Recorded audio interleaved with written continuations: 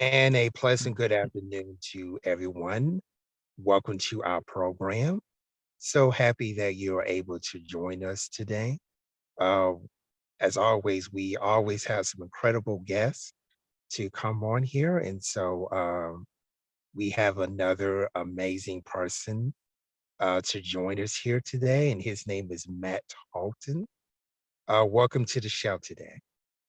Thank you. Thank you, Keith. I appreciate you having me on.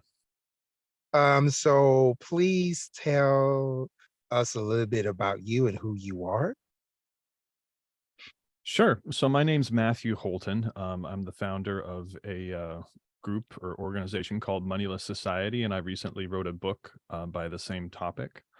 I wrote the book essentially because I had a lot of difficulty in my life, essentially getting the access to resources and things that I needed. A little bit of a brief backstory on me. I had kind of a turbulent childhood. My mom committed suicide when I was a teenager, when I was 15 years old. And I ran away from home after that. I was gone for several months. I dropped out of school, bounced around with a lot of friends' houses.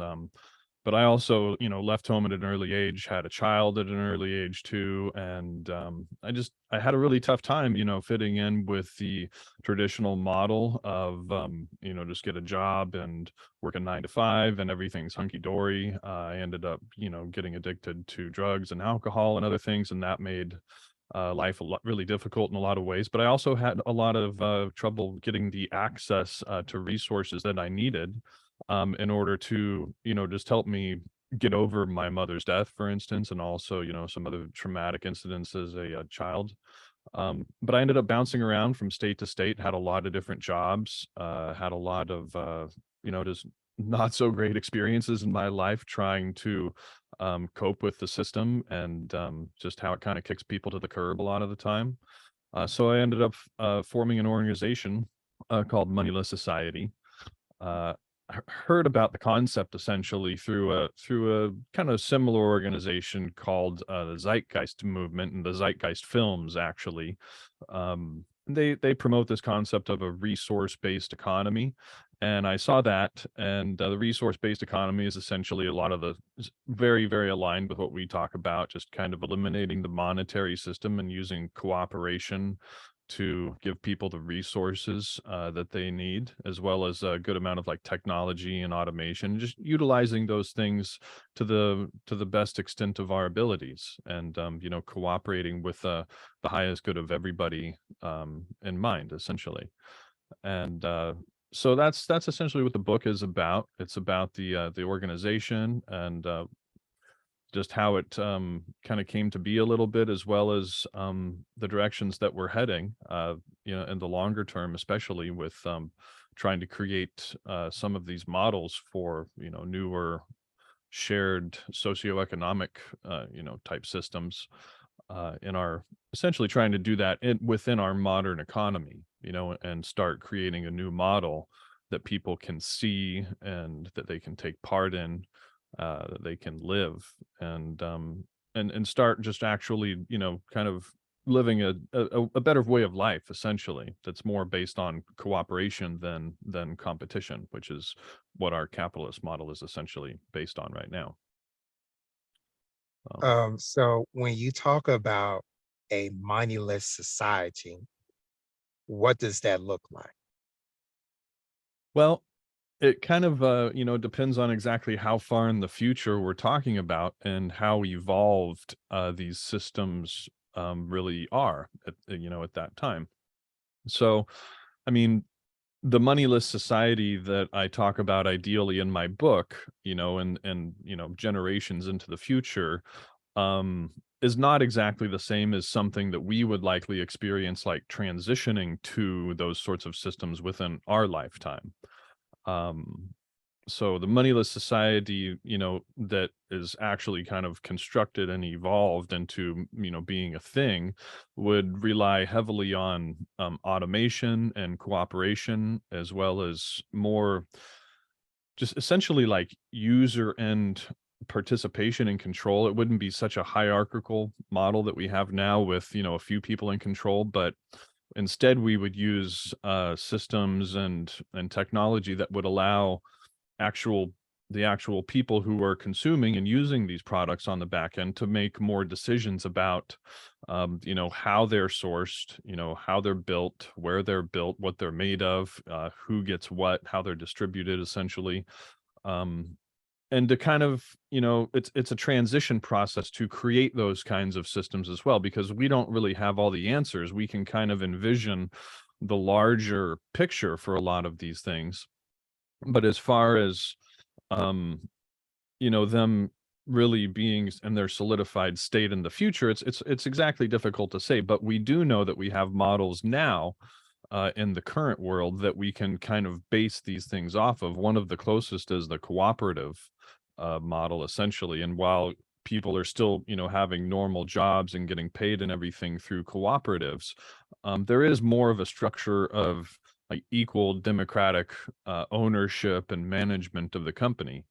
And so those are the types of structures that we're trying to employ, like in the short term, to head in the long-term direction of essentially making money obsolete through the use of cooperatives. One of the main transition strategies we want to employ is trying to build a network of cooperatives. And there already are lots of cooperatives in the world today that are, already kind of networking together, like Mondragon, the largest cooperative in the world, based in the Basque region, already, they have a town with thousands of people that work for this cooperative. They have their own university.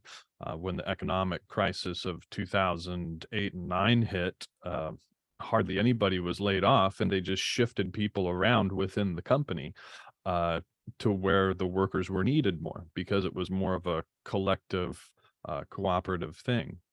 Um, Also, the town of Marinelda in Spain has been run, through the use of cooperatives and things like that. They technically have a socialist or communist leaning mayor that runs things like this, but they've been doing it for 30 years, and they know that these models work when people start cooperating more and essentially just giving people what they need, when not so much based on exactly what they're contributing and what they're producing. It's just essentially, okay, if you have a need, it's going to be met.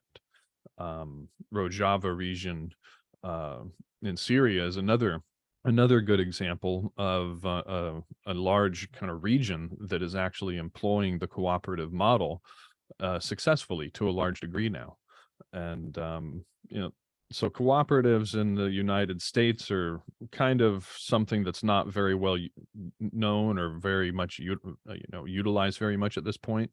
But we would like that to change. We would really like to head in the direction of there being more cooperatives, worker cooperatives in particular, where the workers actually own part of the company, and they receive like dividends and profits and things like that from the company, as opposed to some of the other types of cooperatives where they're just kind of consumer cooperatives or producer cooperatives, where they still employ more of the owner slash wage earner model.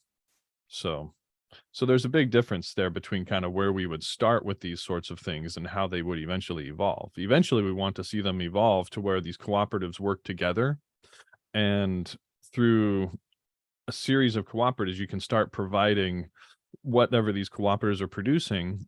The surplus of it goes to the members for free, or to the workers or the owners of the company, however you want to, structure it. So say you have a agricultural cooperative or some sort of cooperative that produces food. What you could do is, once you kind of have a surplus going where you're producing more than enough food to pay your bills and make sure everybody there is paid as well, then you start giving the food for free to the workers, essentially, or the members of the cooperative. And you start doing that with cooperative after cooperative after cooperative. One takes care of, say, food, another takes care of housing or clothing or electricity or even education and things like that in the long term. um, and eventually these systems kind of network together to produce what we'd call universal basic goods and services. And so that's kind of the direction we're heading, and the long term with that. So people would essentially, it wouldn't be so much of like a worker model where you clock into your job. It's simply you contribute when and where you can, and in return the system kind of takes care of you as a whole, and and you're not forced to go out and work a daily job in order just to survive. That's the long-term end goal there, is to be able to simply live your life, contribute when and where you please, to the overall system in general. And because the overall system in general works well, we're incentivized to do that and to keep it going. And we pretty much get everything we need from, these systems working together, whether it be food or water or clothing or shelter or housing or transportation or whatever. So is So this model that you talk about, is there a distinction between what you said and the traditional economic systems such as capitalism, socialism, or communism? mhm. Well, I mean, it's definitely not communism in the sense that we know it today. I mean, technically, if you want to boil it down, it could be considered, communism or socialism, but it's really more of the idealized long-term version of that society. It's certainly not, the way China is being run right now. That's more, state-run capitalism essentially than anything. Or, Cuba. We don't essentially have a system that's working like this, in the United States to the fashion that we envision in the long term, essentially.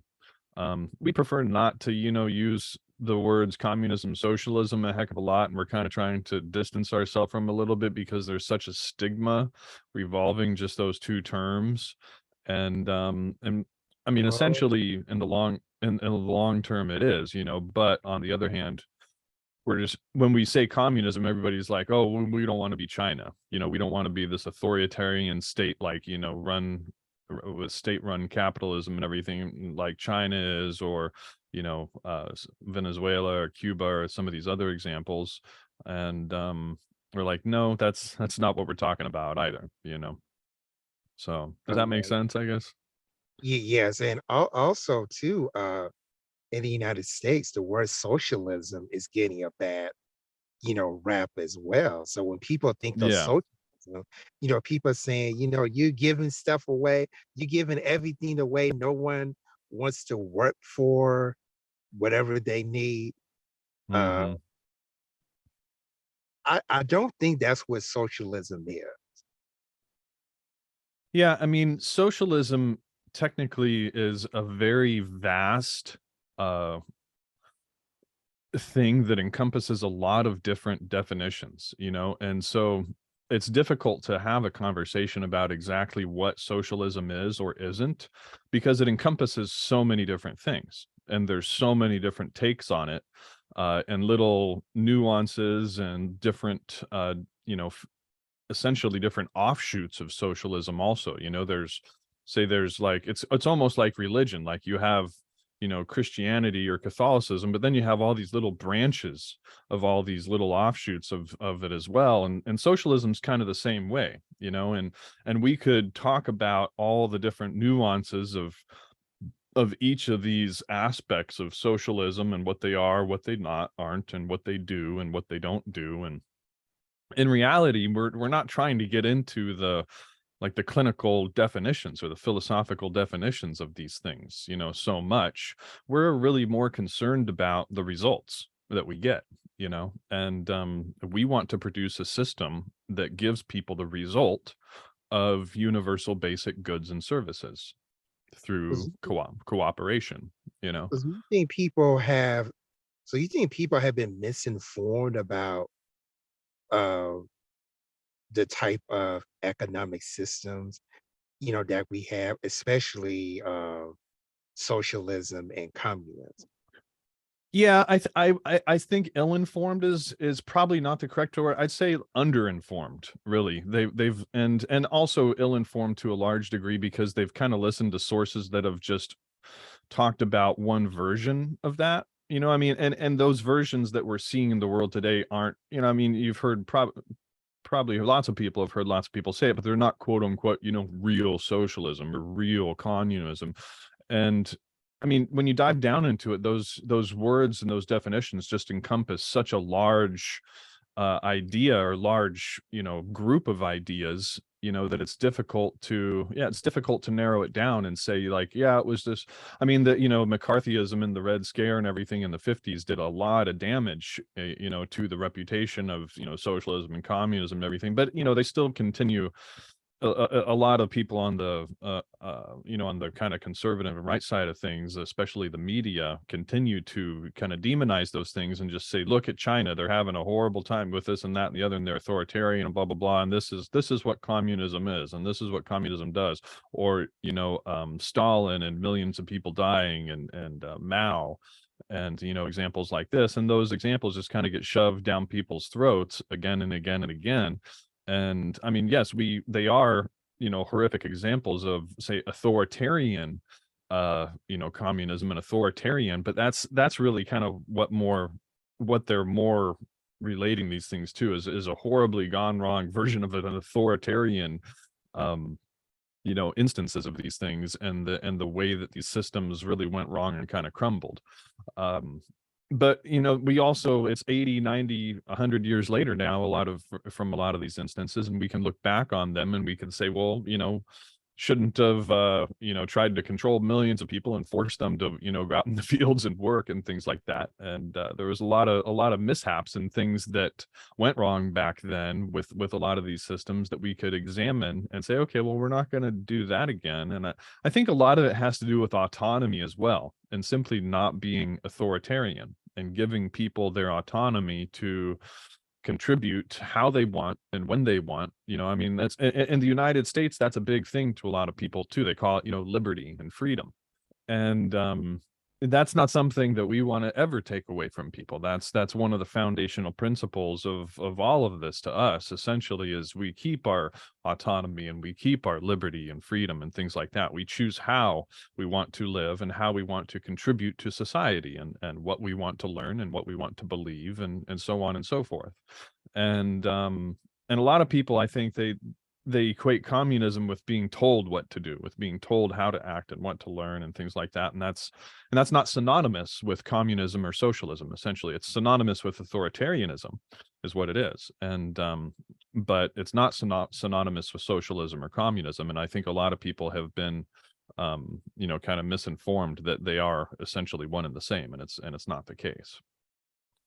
And do you believe that mainstream media refuses or do not want to straighten this out?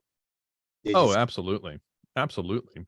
They're because they know that they would be essentially giving people the tools to take back control of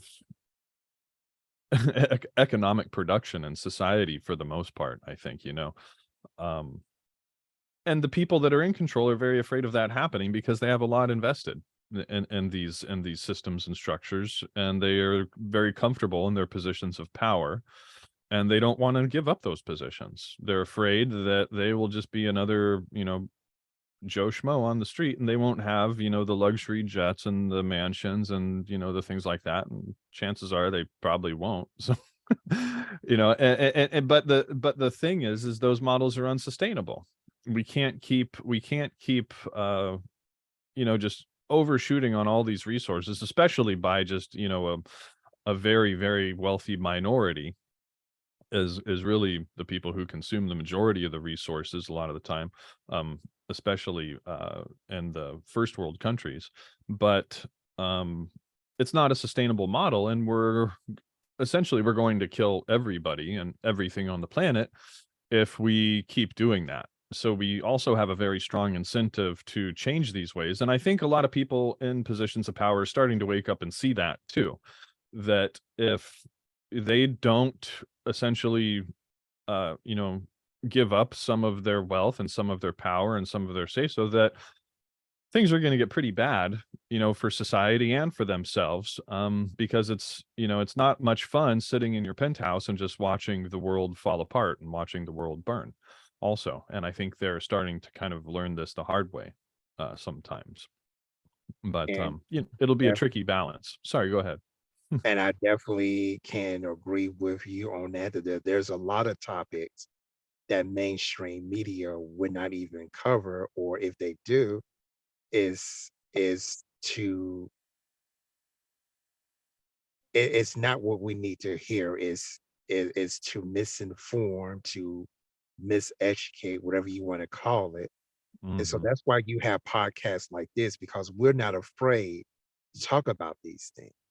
We might step Exactly. on a few toes, but hey, Yeah, and people. I agree 100%. Yeah, and we've got to get the message out there like this more to show exactly why a lot of these systems are flawed and how they're flawed, especially the mainstream media because it's controlled by just such a few, corporations with vested interests in keeping the control of those, corporations and essentially making money. A lot of it just comes down to the profit motive, investing, in things that are profitable again and again to make and keep reaping those profits and keep control of the systems and, keep their private jets and mansions. And and they're very afraid of losing those things. And so, yeah, that's why we kind of keep hearing the same narratives over and over again, but we don't hear of these other successful models that actually are working in society and the truth about them a lot of the time. They just kind of get buried and suppressed. And if they ever do come to light, usually they're ridiculed and demonized and even just straight up, lied about. They tell, they withhold the truth and they tell lies. I can't I mean, there's not a ton of instances where I've seen the mainstream media outright lie, but I know that there's tactics that they use, to really turn people off of these ideas as well. So, I mean, I've seen those tactics. That's essentially what we were talking about, just I can honestly say that there has been some instances throughout history in which the mainstream media just flat out lie. right. There have Yeah, been exactly. there And have I been, just can't think of too many times off the top of my head, but I know definitely that there are. and sometimes they were cover up stuff as well. I was like, well, I mean, a Mhm. cover up is just as you might was, a cover up is basically a lie, because when you're Yeah. not telling the whole truth, and nothing but the truth, that's a lie too. Right. Yeah, exactly. When you're omitting part of the truth, it's very relevant that people should hear about. I agree. Exactly. So, for example, we're not talking about the fact that there's a growing global wealth gap. Let me share some. Mhm. Let me share a few tidbits with the audience. So, for example, the Federal Reserve data indicates that as of fourth quarter 2021, the top 1% of households in the United States held 32.3% of the country's wealth, while the bottom 50% held only to 2.6%. Now, if you add that to the climate change, is destabilizing many regions across the globe. Things they have to deal with include worsening famine, disease, and civil disturbances. Your book, Yeah. The Mindless Society, um, has two main things that we're going to discuss here. The first one would be the fact that you offer hope and steps that everyone can take to collectively be in the right ship. Second of all, this book explores how capitalism thwarts Earth's capacity to maintain life and undermine our desire for peace and prosperity. And then Right. finally, it illustrates how, with a new approach, not only our lives, but those future generations could improve upon. Um, in that order, can you discuss those elements of your book?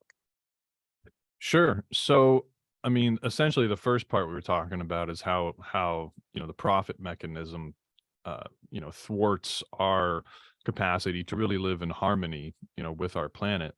And essentially we see that um like I briefly mentioned earlier about the the profit mechanism, it just acts as this incentive, and it's a feedback loop for people to keep doing essentially what is most profitable. But unfortunately, a lot of the time, what is most profitable is not the most equitable, and it's not the best for other people or the planet in general. And so we have these feedback loops where people keep making profits and people keep making profits and they make more and more profits. And every time they do this, they reinvest into systems that make more and more profits, essentially, because that's what they're being rewarded to do. People are rewarded, like a car company essentially is rewarded when they sell more cars, right?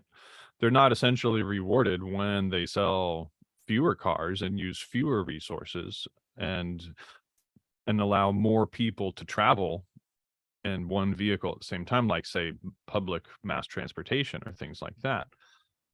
I mean, if it were the car companies, they would, if it were up to them, they would probably have everybody on Earth own a vehicle, or even three, and that would be very, very good for the car companies. But what it's not very good for is the planet that has to provide all of those resources for all of these vehicles.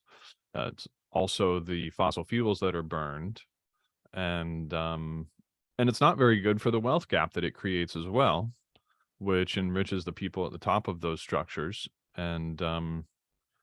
And usually the people that are manufacturing those things are, or the people that are just essentially kind of on the bottom of the totem pole of the working class, are the ones that get the short end of the stick, because there's another feedback loop mechanism where these corporations have to compete with one another, and through the mechanism of competition they keep lowering their prices, right?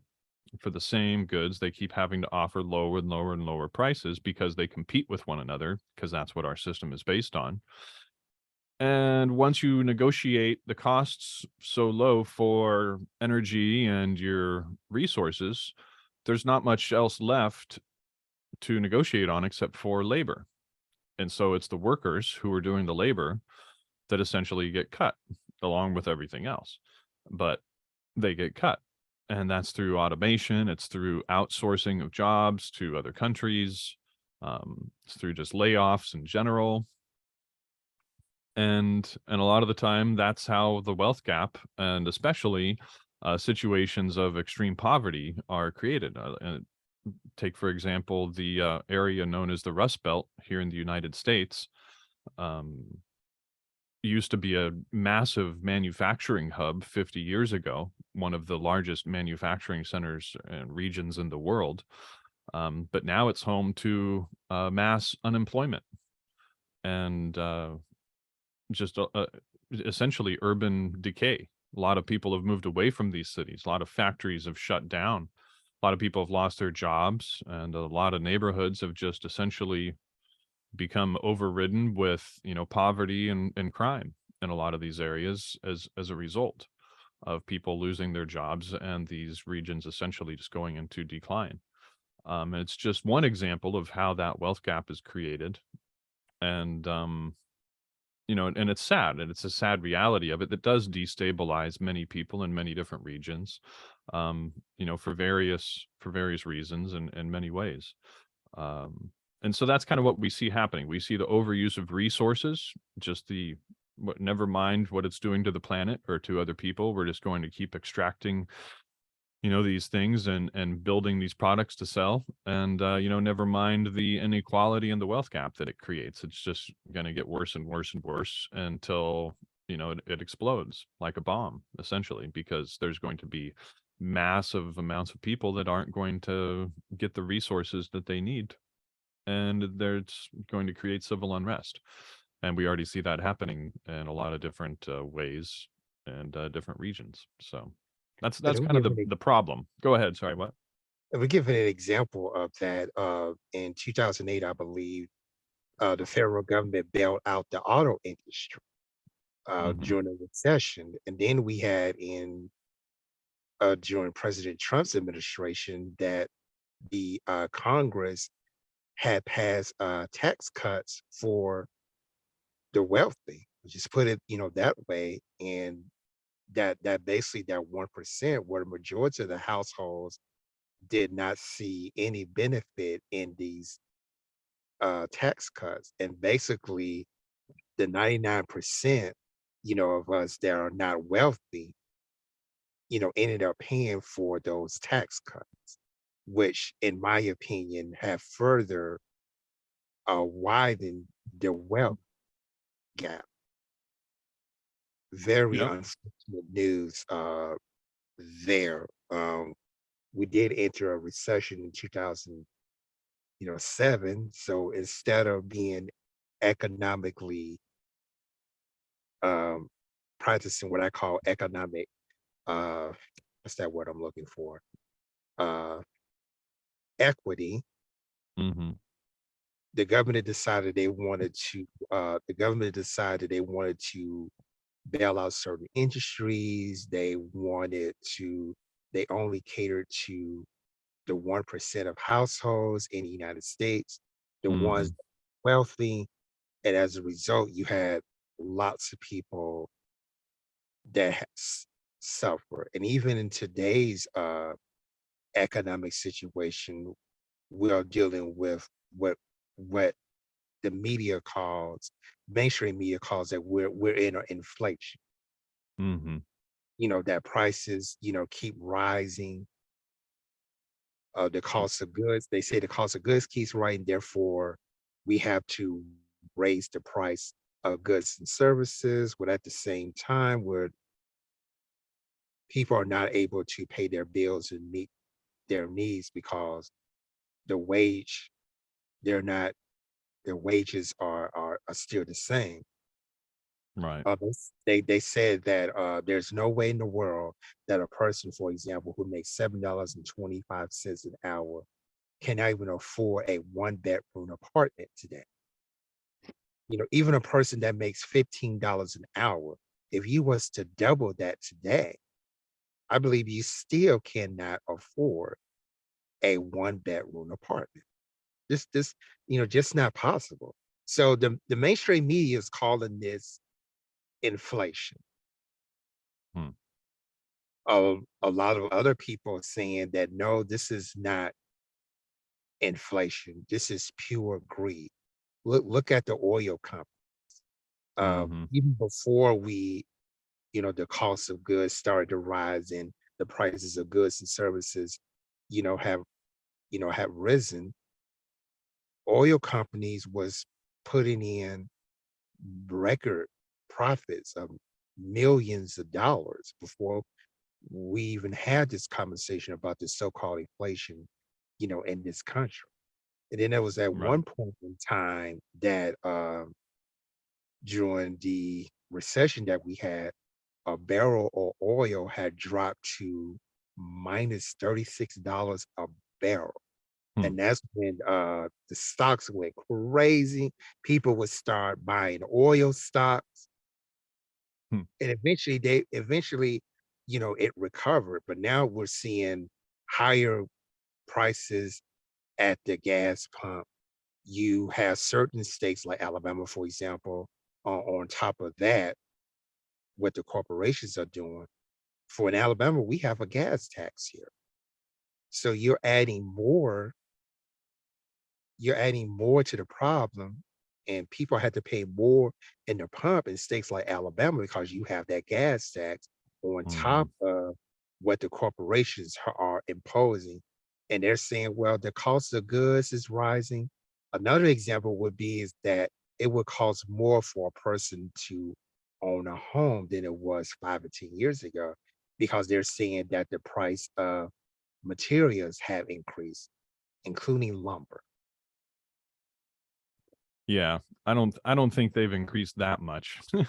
I think a lot of it simply has to do with, supply and demand issues in a lot of areas. And when you get an industry that or a product, that goes up in demand or down in supply, then a lot of the time the price is going to change accordingly. And that's exactly what's happening with a lot of these industries. Obviously, it's a supply and demand thing, or it's just simply uh that everybody else is raising the prices, and so we are too, like, essentially, like, the rent, I mean, it's kind of the same boat. A lot of, I mean, there's no way that the cost of providing housing has, say, doubled or even tripled in the last, 10 or 15 years, but that's essentially what's happened with, the price of housing.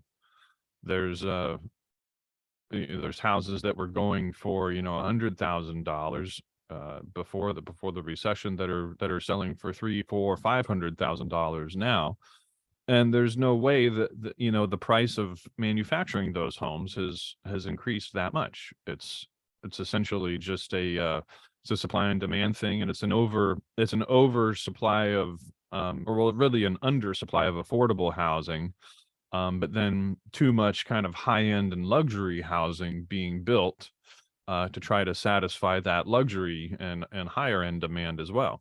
And this is also known as gentrification in a lot of areas where people come in and they renovate everything and they make it nice and new, but they drive the price up 2 or 3 times the previous amount as well, because that's where all the profit is. And before you know it, you had a reasonably affordable neighborhood that may have not been the nicest neighborhood, but hey, at least you could afford to live there. But it becomes one of these, kind of ritzy new gentrified neighborhoods, and it becomes unaffordable for many people at the same time. And that's what developers again are doing. They're seeking this profit mechanism, that they come in, they invest in these properties, they get their profits, they go and do that again and again and again repeatedly, and you know the process repeats itself, and it happens all over the country in all kinds of different neighborhoods, and all of a sudden now you have all these places that are just unaffordable to live, and that's kind of the situation that we're in right now. And So yeah. basically, now the Mhm. mainstream media calls this inflation. Are we truly are in an inflation, or is just corporations trying to maximize their profits at the expense of people who cannot afford the goods and services that they're offering? Yeah. I mean, I don't have a heck of a lot of, economic data to back it up, but I would suspect that it's more along the lines of corporations just trying to inflate their prices and take advantage of the situation. And say what you have gas companies, they all do that, and consumers don't have a choice. The gas prices around the globe essentially go up, and all the fuel manufacturing companies, all the gas companies, they're going to do that in tandem simply because that's the way industry works. You know, uh, when the supply goes down, demand goes up, or things of that nature. They ride the wave and they collect as many profits as they can.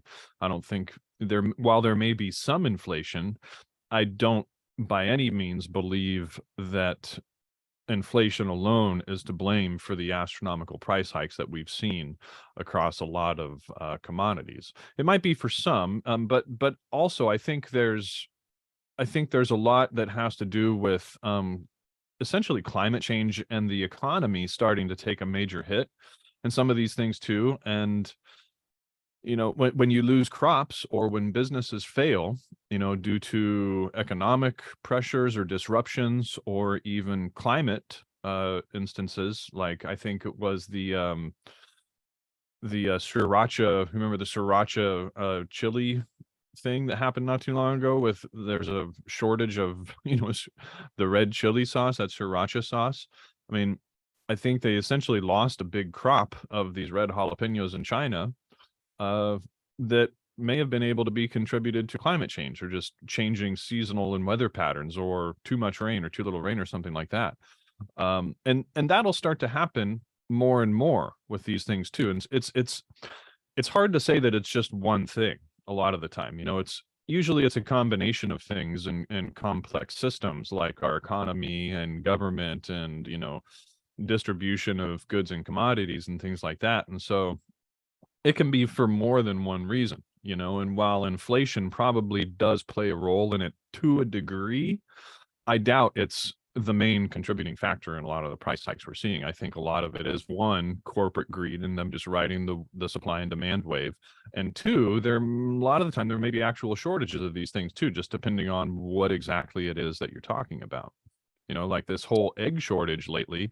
I think that has something to do with, the avian bird flu or something like that. I haven't really looked too much into it, but I mean, heck, if you can get eggs in a supermarket right now, at least around where I live, you're pretty lucky, and I don't really know if that's a climate change related thing, but I wouldn't be surprised if it is.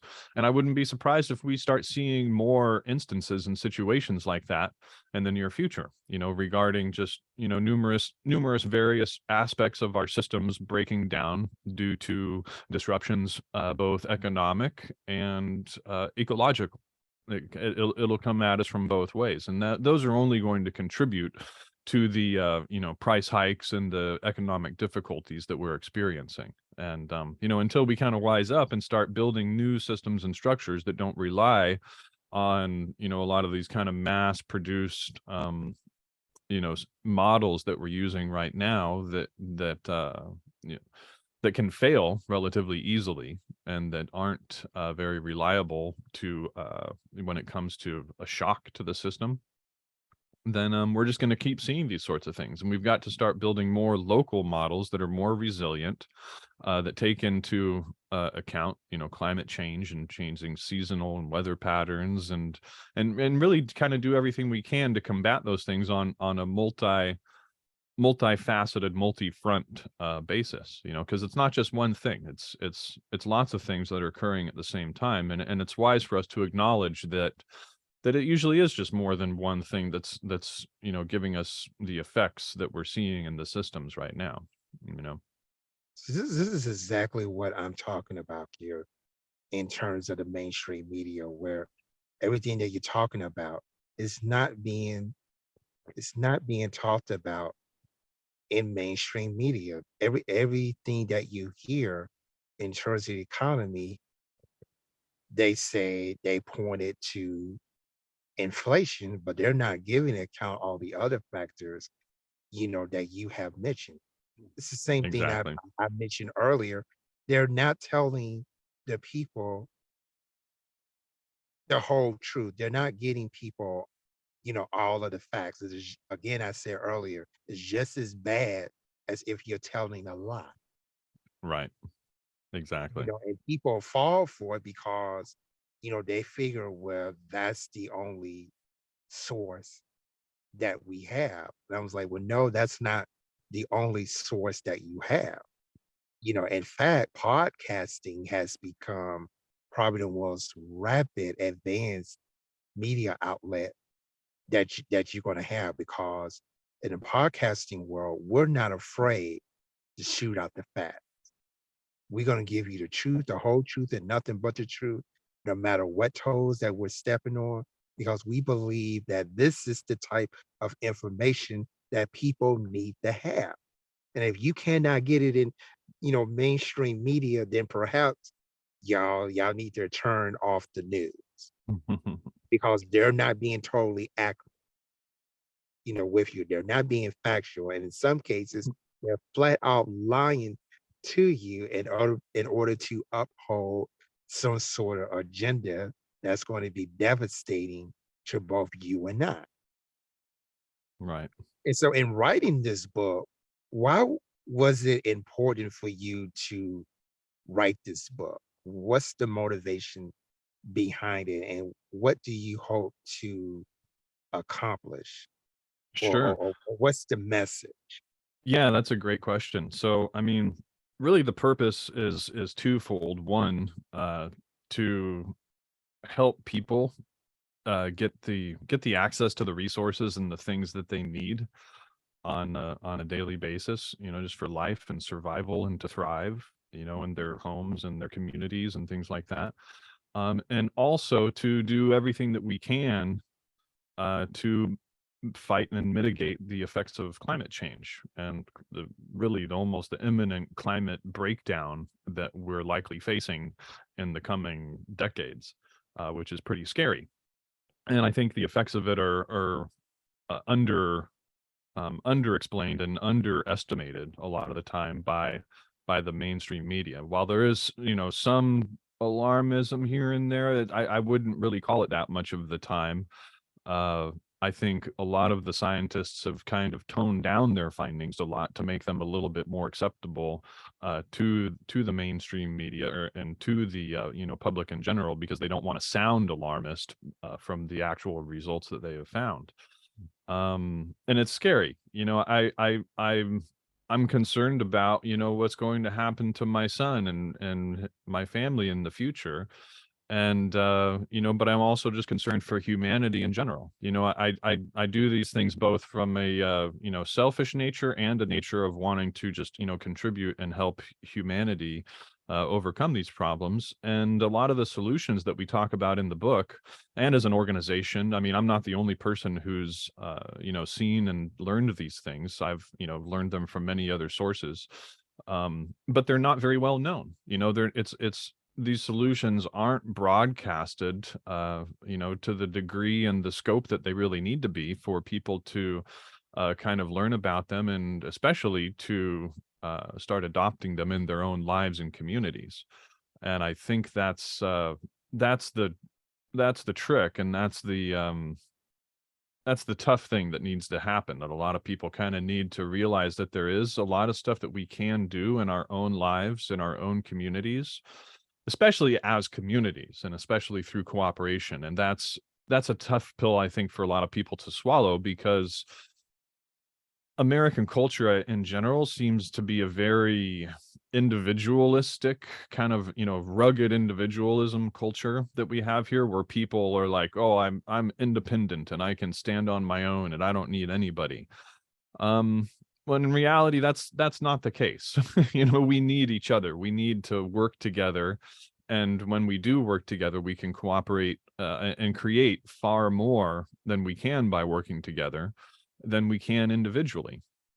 But getting people to work together is the tough part. And, it's something that I still struggle with in my own personal life on a daily basis. And it's much easier said than done, especially in the kind of, individualized, capitalist culture that, we've created and that people are very used to. So it's probably going to be a long and painful transition process for many people to start working together more often and really start to create these systems and structures. But either we do that willingly and intentionally, or the rug is going to be pulled out from under us in a lot of cases, and it's not going to be a pleasant experience for a lot of people in a lot of different times and situations. Just for whatever reasons may unfold.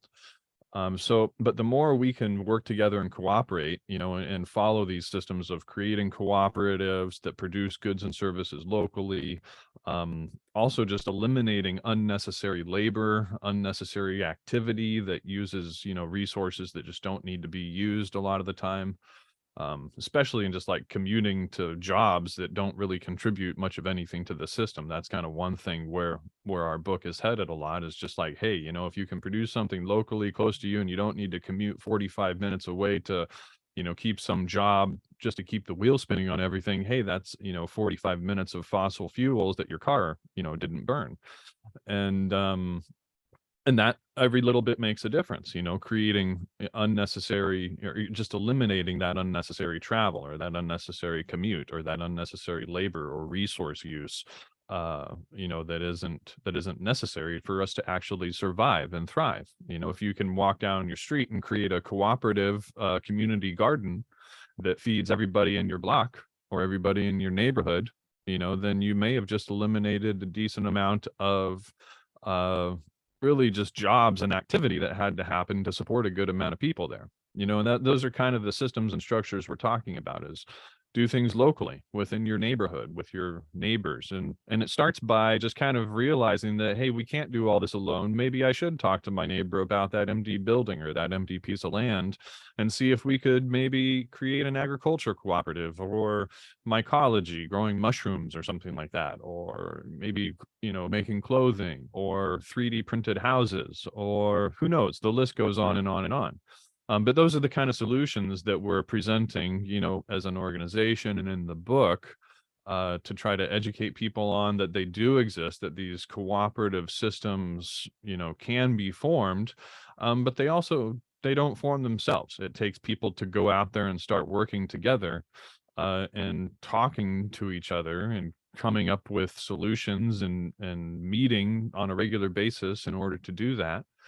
uh and essentially doing that. It takes work and effort and time and cooperation, and a lot of the time just kind of swallowing your ego because it's difficult to work with other people a lot of the time, and you got to kind of step back and be willing to compromise, and be a little bit vulnerable and admit when you're wrong sometimes, and a lot of people kind of have a tough time with that. But the more we can do that, the more we can create these cooperative systems within our communities, our homes, our neighborhoods, and just the systems that provide our everyday goods and services and things like that, the more resilient they'll be, and the less of effect they're going to have on our climate crisis, the more they'll mitigate that crisis.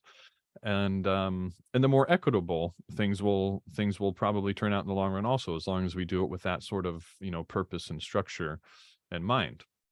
So those are the types of solutions that we really push and try to educate people on, and that we're trying to form as well. Easier said than done, but as a group and an organization, we're really trying to head that direction ourselves. In the long term, we do plan on creating cooperatives and hopefully communities and things like that, although it's a long road ahead, and we're just in the very very beginning stages of really trying to do anything like that. So.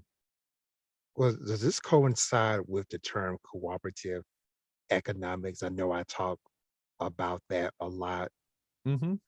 Everything that you mentioned, I is kind of the example of what I believe cooperative economics, is Yeah, all about.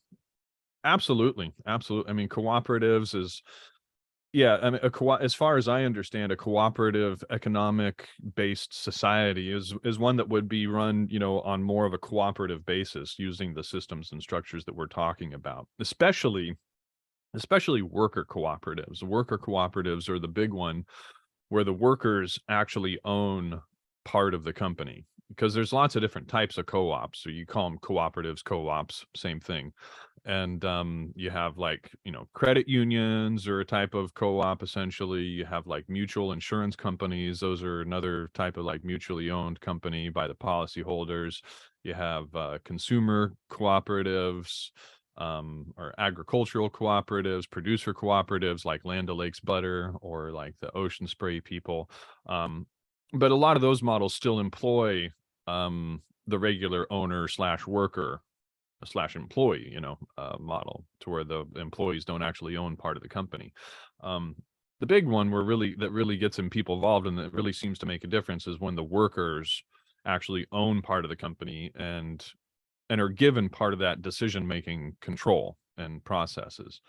And those are the ones that we really want to push, because that's the most equitable model, essentially, where the workers actually do own part of the company. They do receive, part of the profits that are generated, and they are able to participate in the decision making process, for those companies. And uh and it helps companies run better and smoother, essentially, when the workers are able to say how they want things structured, and what works and what doesn't work. A lot of the time, a lot of these corporate structures come from the top down, and the workers on the bottom simply have to follow the protocols, and they don't really get much of a say. But when you give workers a chance to write those protocols or alter them, or decide exactly what is done and how it's done and when it's done, and give them the autonomy to do it, a lot of the time you end up getting better results, because you're actually dealing with the people that have to do the work, and that they know the nuances of the job. They know what works and what doesn't work, and they know how to structure things the best, because they're the ones that are mired in the trenches doing it all day long. And um and so you find that a lot of the companies actually end up running better when you give the workers the autonomy to do that, and the power, essentially. And not only that, but they're more invested in the company because they see part of the profits. And so they end up working harder and working for the company more enthusiastically, because they're not just essentially being exploited. And and that's the model we really want to employ and encourage other people to employ uh, all over the place. That model can be utilized in small companies for just a few people, or it can be utilized in, massive companies like Mondragon, the largest cooperative in the world, has, I think, over 70 or 100 different companies underneath its as subsidiaries. And I think they employs like about 80,000 people around the world. So I mean, these can be massive structures that employ many, many people, and they're also a powerhouse, I believe, in the solar module production industry as well. So I mean, you can have some pretty technical products coming out of cooperatives as well. So it's a really fascinating industry, and a fascinating way to an effective way to run businesses, and I think the economy in general. And I think the shift, just people really need to learn about that first and foremost, and why it's so important for us to start adopting more models like that.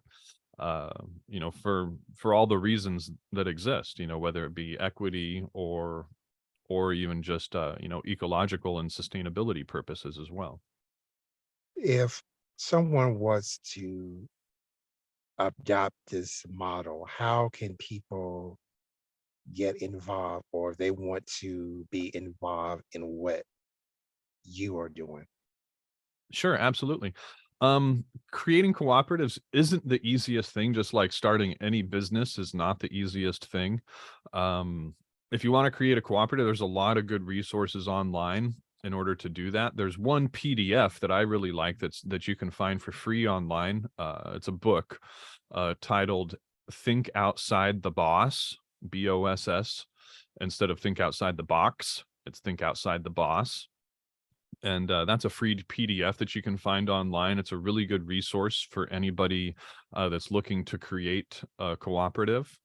It's a good place to start because they have a lot of good information about, the different types of cooperatives and how they run and the processes that you need to kind of go through in order to form those co-ops. Even if you don't form a co-op right off the bat, you can make a business that is based on those models essentially too, because the actual cooperative business structure is a corporation. It does take a decent amount of kind of corporate, finagling in order to make the whole thing work essentially. But there are, monthly meetings that need to be held, and you need to keep minutes of those, board meetings and things of that nature. And so there's a whole, processes and structures there that you need to follow as a corporation, that you don't need to follow as a normal business. Um, Whereas just like say a sole proprietorship or, partnership or something like that. But you can structure partnerships and, regular businesses in more of a fashion of a cooperative too, just simply by choice. Even if they technically aren't cooperatives, you can just consciously choose, to have, more distributed decision making with your employees and distribute those profits more equitably and things like that, and also give, employees, say a vested interest in the company at a certain point, and things like that, which many businesses do those things that aren't cooperatives. And there's varying degrees, but depending on the business and what practices like that they employ. um so that's a really cool way to just start going back, especially if you're a business owner and you're interested in adopting more of these types of models. It's very reasonable for a lot of these business models to consider moving over to an employee-owned business model, especially if the employees are interested in, say, purchasing the company, or finding ways to do that. Um, which there are creative ways to do that as well. So um, if you are an employee or a business owner and considering that, there's definitely routes to go along with that. Our organization in particular, we're not a cooperative. We're a nonprofit 501(c)(3) at this time. But we do want to start forming cooperatives. We do want to start forming communities and things like that. We're planning on utilizing these structures in the not too distant future here in the United States, to form, both cooperative businesses and communities. We're, like I said, we're really in the very beginning stages of that. Most of what we do right now really just kind of revolves around getting the message out there. We're more of just kind of platform to educate people about these topics right now. We have the book, we have the podcast, we have our social media channels and things like that. So that's where most of our focus is right now. But in the long term, we do want to shift over to creating some of these models and kind of being a demonstration for them as well. We would really love to create a few cooperatives and then say create some educational videos about how to do that as well, and help other people do the same thing essentially. But yeah, if you're interested in helping us also, you can go to our website. There's a form to fill out for volunteers. Just go to the moneylesssociety.com website. There's a little link on the front page there that says contribute, and under that contribute thing there's a link to click on for a form to fill out for anybody who's interested in volunteering with our organization. You can also check out the book too. There's a lot of information in the book, which is why I essentially wrote it, because this is a vast topic that affects a lot of different things, and there's a lot of different facets and aspects to it. And the book essentially kind of puts it all into one place. It's kind of difficult to get the big picture by listening to a single conversation, because there's so many different aspects of this topic, from technology to energy to cooperation to, climate change, biodiversity loss, and lots of other things. And the book is a really good source that just kind of bundles it all into one, relatively easily digestible package. And so if you're interested in learning more, I would highly recommend picking up the book, Moneyless Society, The Next Economic Evolution, and visiting our website and checking out more of our podcast as well, the Moneyless Society podcast, and just kind of educating yourself on all these topics, essentially, because it is a vast field that literally affects everything else. In creating new socioeconomic structures is, a huge, you know, all-encompassing task as well. It's essentially trying to create a new systems for a way of life, and that's not something that's going to happen overnight, and it's certainly not something that we have all the answers to as well. It's going to be an evolving, dynamic process that happens over, throughout many different communities and with many different people, and and it's a process that will, learn and evolve and grow over time. So it's going to be lots of different solutions for lots of different people in lots of different places at, lots of different times, and for problems that we're solving or whatever. And so yeah, it's interesting. And it's there's a lot going on there for sure. Sorry if I just kind of went off on a tangent there with all that. Oh, that's okay. We definitely want you to spill that knowledge. That's what it's all about. Mentioning and Thank you. uh putting out the right information. And we're gonna get ready to close here. You already mentioned how people will be able to find you, so I don't have to ask that question.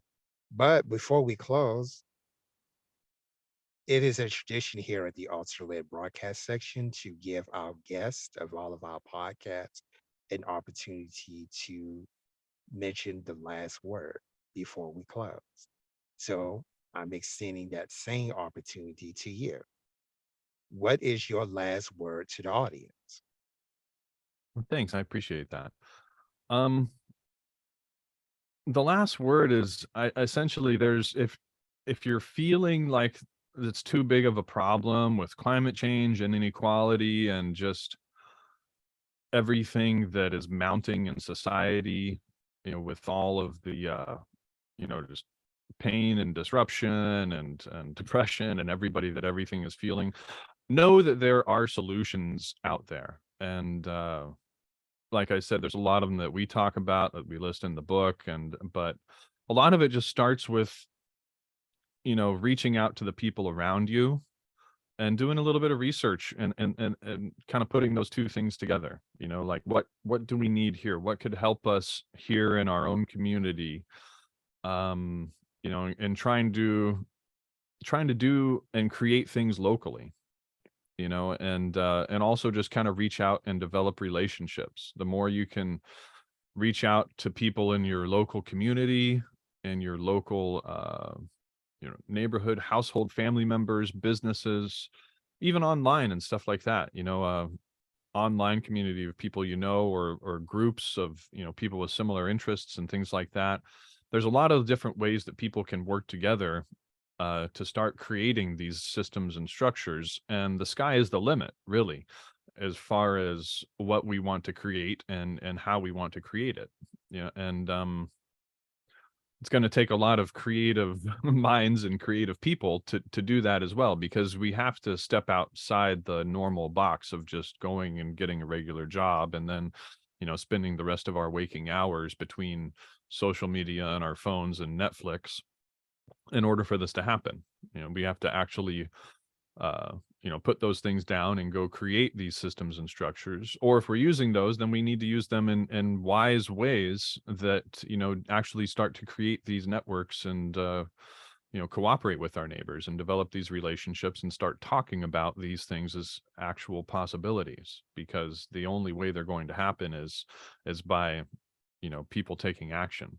And, if we don't take action, then nothing's going to change. But if we do, you know, take it as a sign that, hey, we need to do something ourselves in our own life, just realize that there is a lot that we can do. And is deciding to do it is the first major step.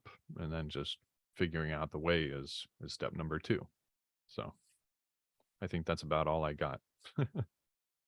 And it has certainly been a very informative session. Ladies and gentlemen, show some love to Matt Holden. Thank you so much for being part of the show today. We really appreciate the knowledge that you had dropped, on us. Is definitely something to think about. I really appreciate you being on the show today. Thank you. It was my pleasure. Look forward to speaking again sometime. And yes, we definitely would like to have an update in the future about uh, some of the things that you're doing, and give us more insight on our economic structures, how's the whole cooperative economic things going. We definitely would like to have updates on that in the future. So we hope to have you on a future show uh, this year sometime. That'd be great. Yeah, we'd love to update you and keep you informed. And yeah, if anybody has any questions or anything, wants to reach out, yeah, feel free to email. Oh, I was going to say email us also. Contact@moneylesssociety.com is a good way to get in touch with us if anybody is interested, in kind of working with us in that regard as well. So anyway, but yeah, Thank you so much for that. And we're going to end here. Thank you so much for tuning in. I'm Keith Williams, your host. Hope you have a great weekend.